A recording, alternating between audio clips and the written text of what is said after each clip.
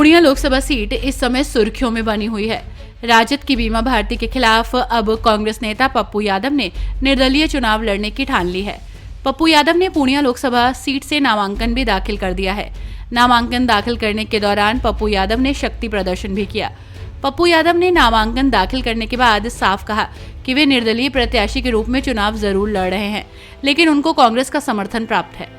हालांकि अब कांग्रेस प्रदेश अध्यक्ष अखिलेश का बयान सामने आया है, जिसने पूर्णिया के चुनाव को और दिलचस्प बना दिया है।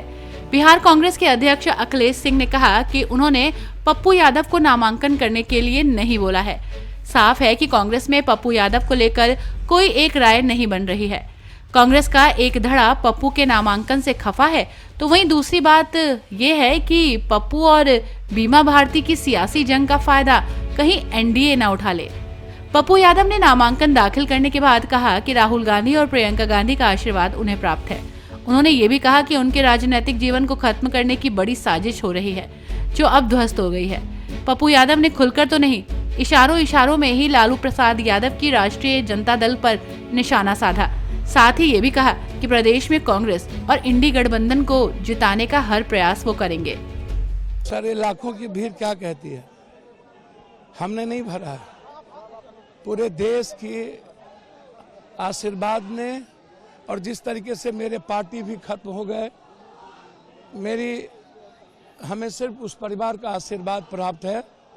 और बहुत सारे लोगों ने जिस तरीके से साजिश की हमें पॉलिटिकल डेथ और मर्डर करने की, हमेशा से पूर्णिया की जनता पप्पू यादव को जात पात से ऊपर और पहली बार पूरे देश के दिलों में पप्पू यादव बेटे की तरह बैठाया है।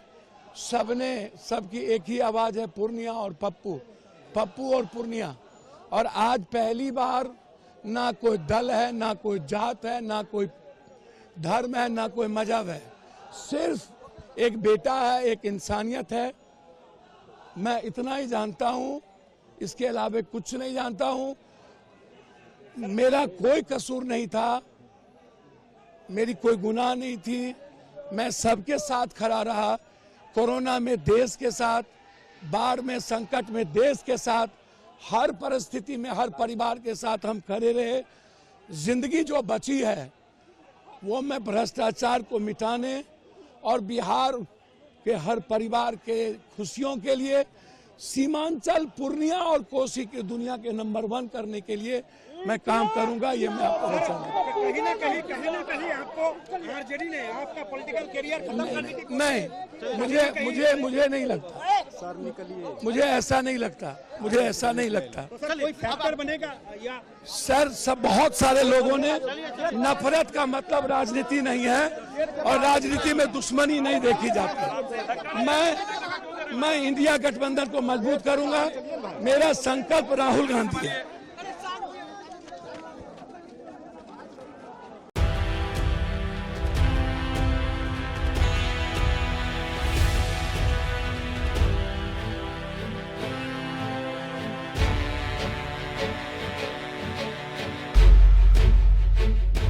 एक बार फिर सज चुकी है देश में आम चुनाव की रणभूमि, जहां एक तरफ विपक्ष के बड़े बड़े वादे हैं, तो दूसरी तरफ है मोदी की गारंटी। जहां एक तरफ विपक्षी एकता की ताकत, तो दूसरी तरफ है मोदी नाम का विश्वास। अब देखना होगा इस 24 के रण में कौन बनेगा देश का अगला उस्ताद।